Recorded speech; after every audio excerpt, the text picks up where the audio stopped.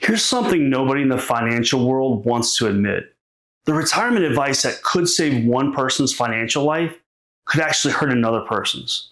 A retired teacher with $300,000 saved and a retired executive with $6 million are not playing the same game. They're not even playing the same sport. And yet much of the retirement content from the financial gurus on YouTube and social media is giving both of them the exact same advice. Here's the reality. If you have $300,000 saved, your number one enemy is longevity, outliving your money. If you have $6 million, your number one enemy is the IRS, and you may not even know it. And here's what nobody tells you. Every tier in between has its own specific threat. And if you don't know what yours is, you can't protect against it.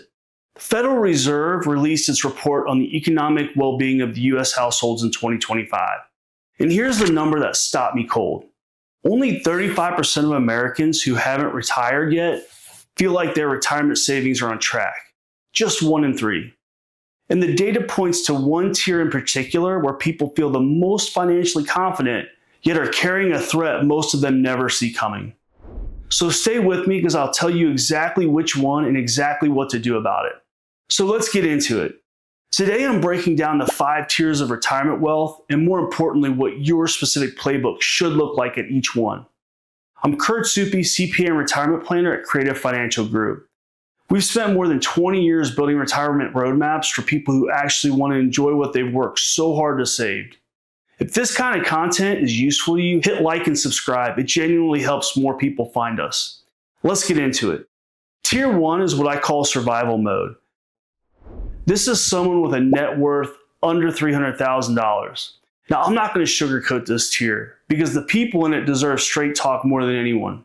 At this level, Social Security isn't one piece of your retirement plan. It essentially is your retirement plan. That puts enormous pressure on a single income source, and it means every decision you make around that benefit carries real weight. If you haven't claimed yet, this may be the most consequential financial decision you'll make. Every year you delay past your full retirement age, up to age 70, permanently increases your monthly benefit. For someone in this tier, that additional income isn't a nice bonus, it's a lifeline. Beyond Social Security, are you accessing everything available to you? Medicare savings programs, extra help for prescription drug costs, utility assistance, veterans benefits, property tax exemptions. These programs are significantly underutilized. Your state health insurance assistant program called SHIP can help you navigate your options at no cost whatsoever. So make that call. On long-term care, the realistic backstop in this tier is Medicaid. But Medicaid has rules that catch people completely off guard, specifically the 60-month look-back period.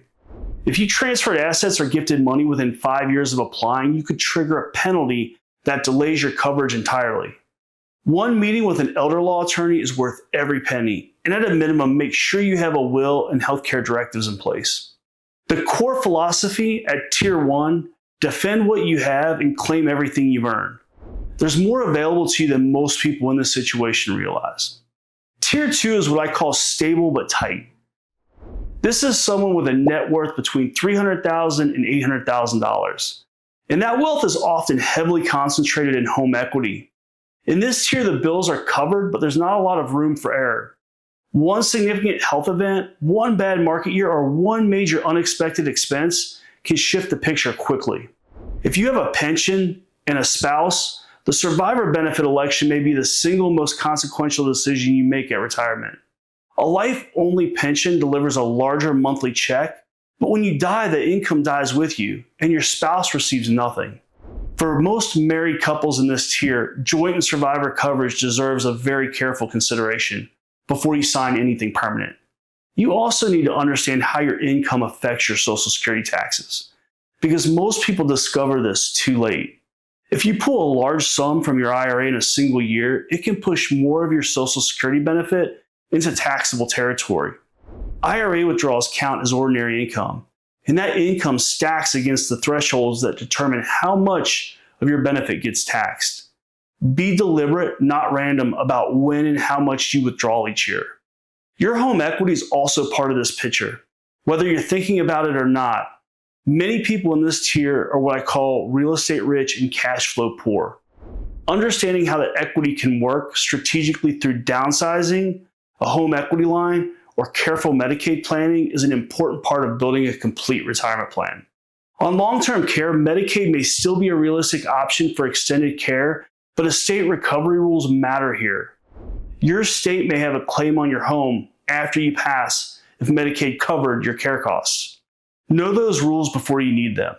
The core philosophy at Tier 2, every dollar has a job.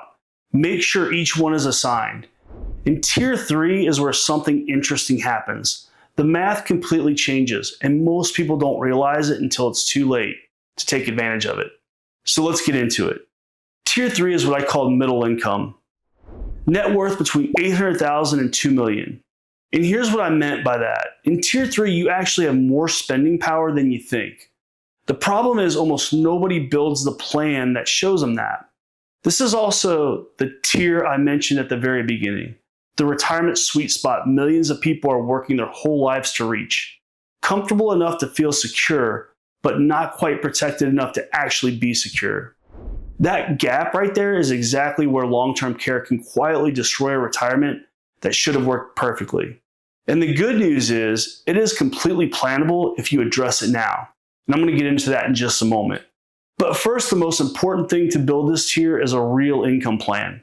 Not a savings balance, not a rough monthly budget, an actual coordinated strategy that maps out where your income comes from, in what order, and what amounts year by year throughout retirement.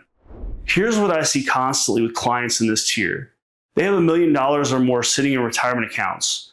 They're drawing Social Security and maybe a small pension, and yet they refuse to spend beyond their guaranteed income. They're leaving quality of life on the table because they don't have a plan that shows them what they can safely do. I had a client who'd been dreaming about a trip to Italy for 15 years. She had the money, it was obvious from the outside, but she couldn't bring herself to pull from her IRA because to her, that account was still savings.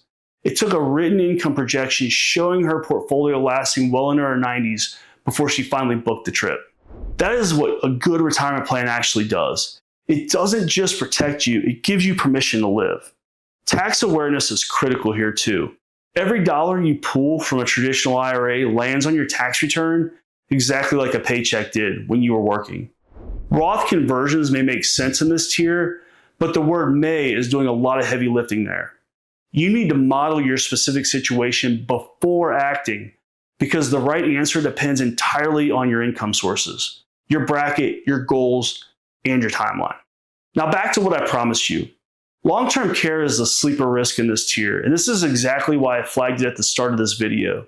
You likely have too much in assets to qualify for Medicaid, but not enough to simply absorb what can be $8,000 to $12,000 a month in care without it doing serious damage to everything else in your plan.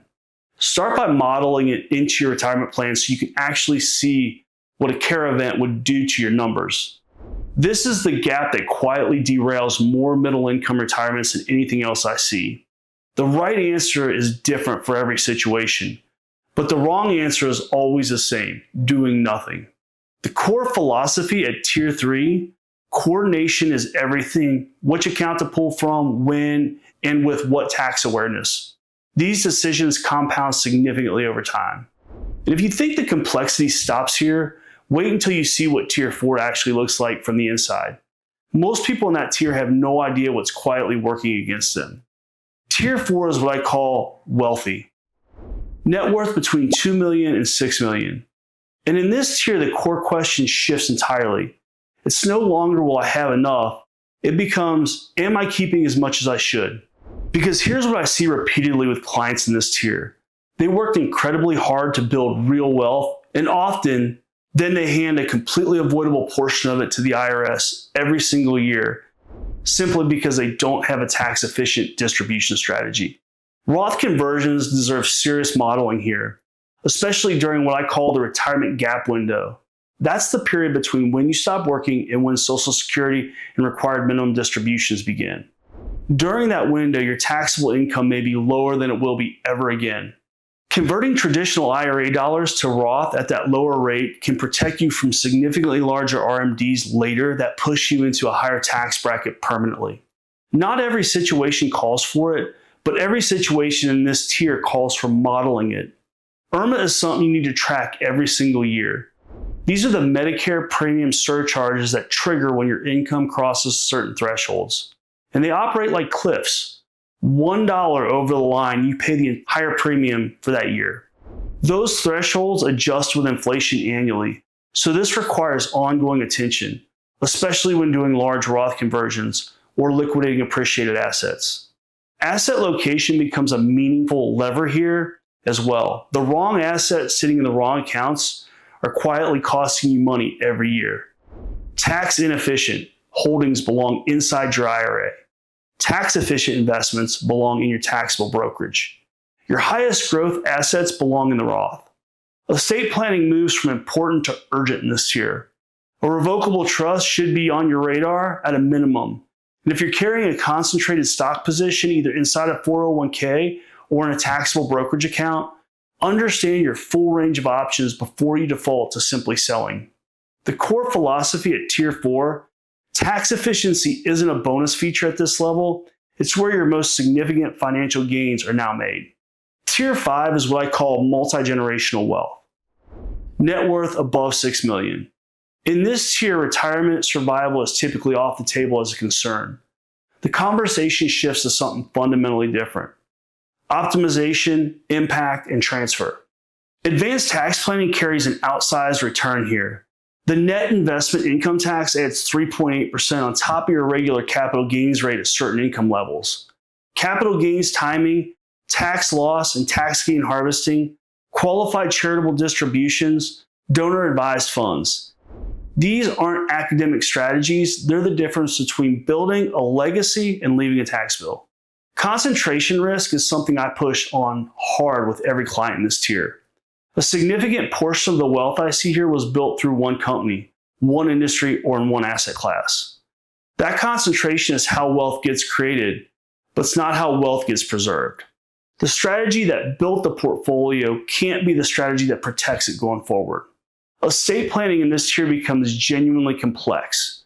The federal estate tax exemption is historically generous right now, but is not permanent, and many states impose their own estate taxes at thresholds well below the federal level.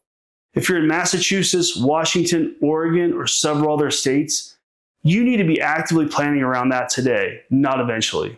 And here's something that doesn't get discussed enough in this tier: family dynamics. When the dollar amounts get large, the complexity of wealth transfer and the potential for family conflict grows right along with them. How wealth gets transferred and how the people receiving it are prepared matters enormously. In my experience, family governance can matter more than portfolio returns in this tier. Long-term care is largely a lifestyle and planning conversation here rather than a financial one. The resources are there. The question is what kind of care you want, where you want it, and how it fits into a broader estate and family plan. The core philosophy at Tier 5, your wealth is now a responsibility as much as it is an asset, so treat it accordingly. 5 tiers, 5 completely different playbooks.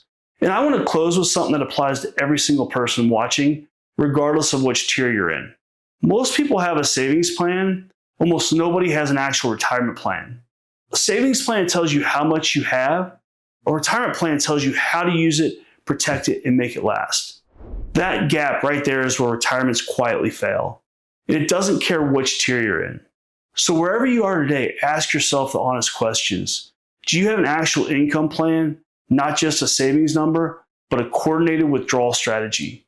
Do you understand how your distributions affect your tax rate, your Social Security, and your Medicare premiums? Have you genuinely addressed long-term care? Even if your answer is self-insurance, is your estate plan current, not the one sitting in a drawer from 15 years ago? And maybe the most important question of all, do you know what you're retiring to, not just what you're retiring from? Every plan has gaps. The question is whether you find them now or whether they find you later. If anything in today's video raised a question about your own situation, our team at Creative Financial Group would love to have that conversation with you. Use the link in the description to schedule a complimentary CFG retirement roadmap session.